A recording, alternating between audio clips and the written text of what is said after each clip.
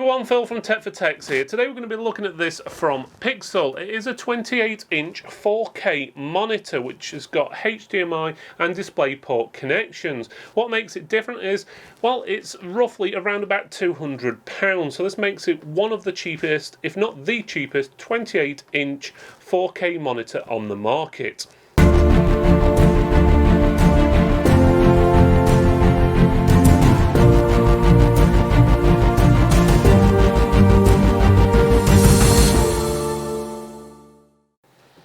First thing I'm going to do, I have a look at the box. Not much to see really. It's got the model number. It says it's 4K. It's got at the bottom information about it being LED. And by the way, it's a TN panel. It's got HDMI, DisplayPort, and it's VESA wall mountable, which is 100mm if I'm correct. Otherwise, the box doesn't say much. The side roughly says the same thing. Only extra is it says the resolution on there and the contrast, which is 1000:1. Okay, so in the box, what we've got a power cable. So this is just a standard adapter, 12 volt, 5 amps. Pretty straightforward, not much other information on there than that. The model number and everything is on there if you need it, but otherwise you've got the warranty information there. It comes with a 2-year warranty. It does give you a bit of information on the inside, but you have got a website you can contact there if you need to do returns or anything like that if you are a consumer. Obviously if you're buying from distribution, obviously go back to distribution. It's got a screw to screw the base into the stand, and I'm guessing the stand just slides in. This is all metal, the stand is. The frame is plastic. The frame does have a plastic peely protection on there, which does have a barcode with serial numbers on there. They don't seem to relate to anything what I can find on the internet, so they're probably just used by the manufacturer. Probably the screen model number or something like that. Okay, these don't rip 100% easy. So that's left 3 bits, which then I've got to get my fingernails in to try and peel off. Not the best. And that's left a little bit in the corner. So the peel offs aren't the best. Hoping I don't damage the screen doing that. Could be very easy to do. So be very careful when you're doing this, because if you put pressure or dig your nails into the screen, you could damage it. So it looks like the plastic goes underneath the frame. Could do with a piece of plastic going over the top rather than underneath the frame, because then it makes it very difficult to undo.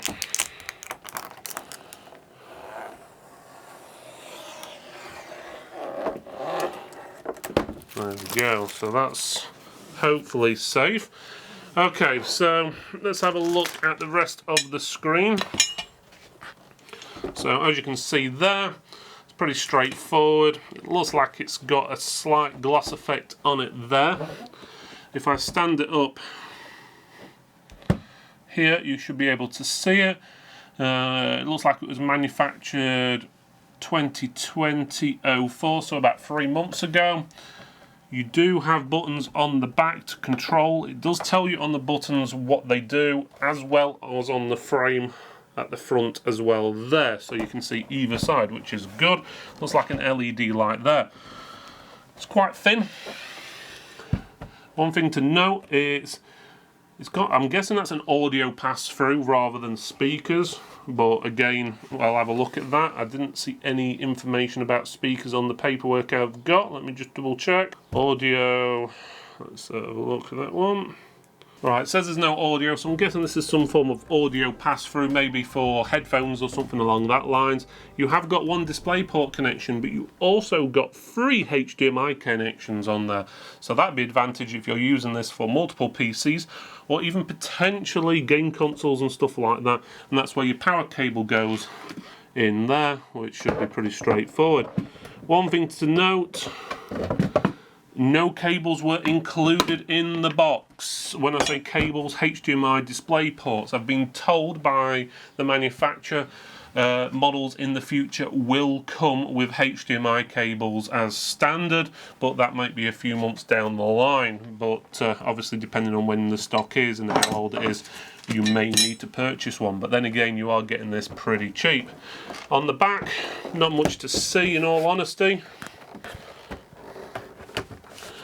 Looks like a couple of speaker holes there, but it says it doesn't have speakers, so that's probably a reused case off of something, or maybe used for a slight bit of ventilation. But the main vents are there and there. You do have the model number and everything here, so it tells you what power supply you're using and everything like that, serial number and so forth. So it's pretty straightforward. It even has a Kensington lock there. You've got your wall mounts there, so your VESA wall mounts. Those VESA wall mounts, if I remember right from the information they've sent over, are 100s. Yeah, so the 100 millimeters, which I thought was correct. To attach the base,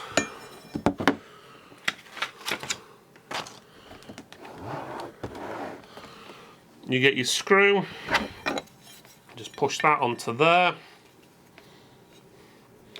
Screw obviously that in. You will need a screwdriver, like a Phillips screwdriver or something like that, to screw it in. Let me just grab one. This one that comes to hand, not exactly a Phillips screwdriver, but it'll do.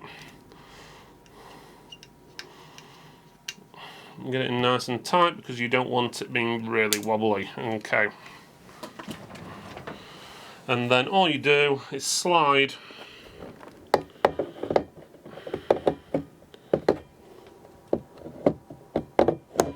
it's at an angle, so you put it in an angle, so you have to lift the screen up slightly, push it in at an angle as you're doing it, and then push it in.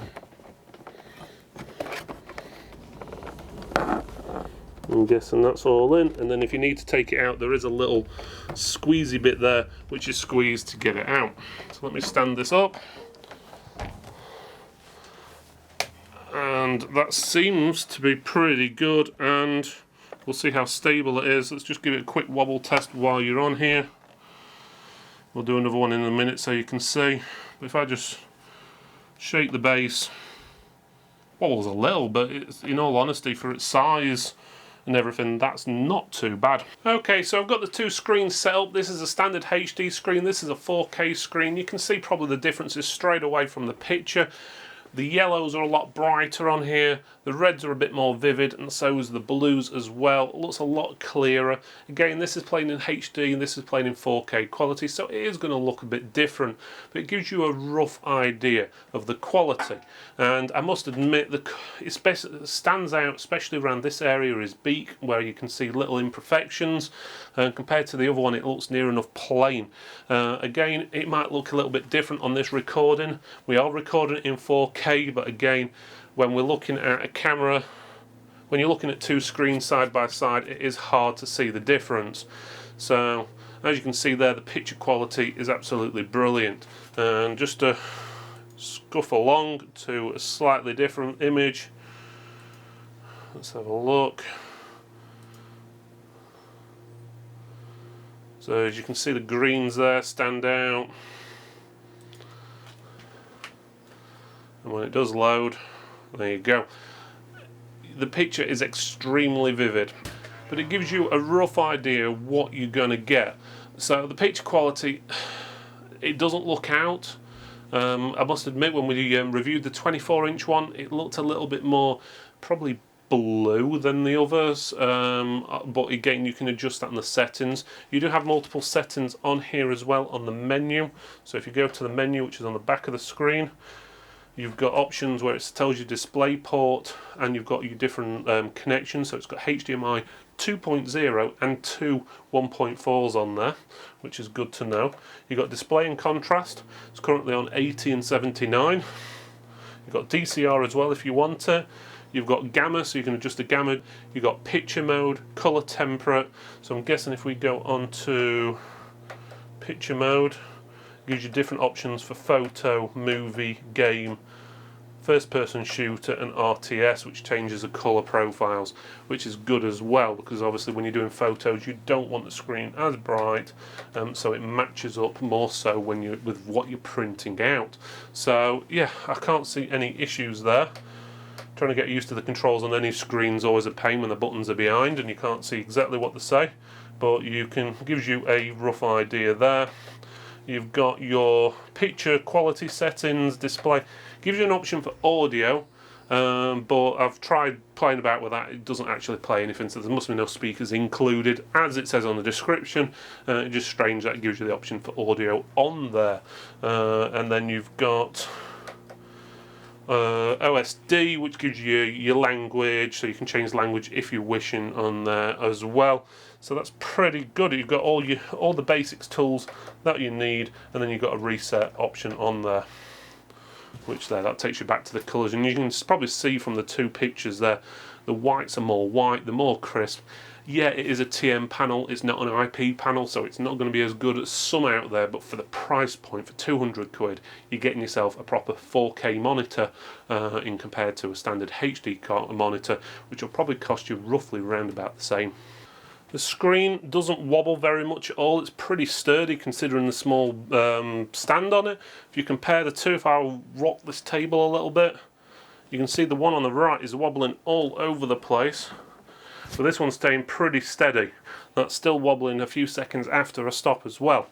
Tilt, you have got tilt, it will go back and forward if you wish. So that's pretty good on there. One thing I've noticed, if you do tilt it all the way forward, the bezel does come slightly away at the front. So there's like a bit of a gap. When you push it, it does seal up a bit better. I'm guessing that's a slight manufacturing issue. But when you push it back into place, doesn't seem to have that issue again. Oh yeah, the bezel does come away a little bit. Doesn't seem to clip into place 100% when you moved it. Probably a clip in there which is supposed to seal it together, which might be damaged or something, but to be honest it makes no difference in viewing or anything like that. But again, pulling back, forward, so you can tilt it however you want. You can't rotate or anything like that. There is a slight bit of a wobble to the left and right, but again, not a huge amount. Otherwise, it's a very good screen for what you're paying.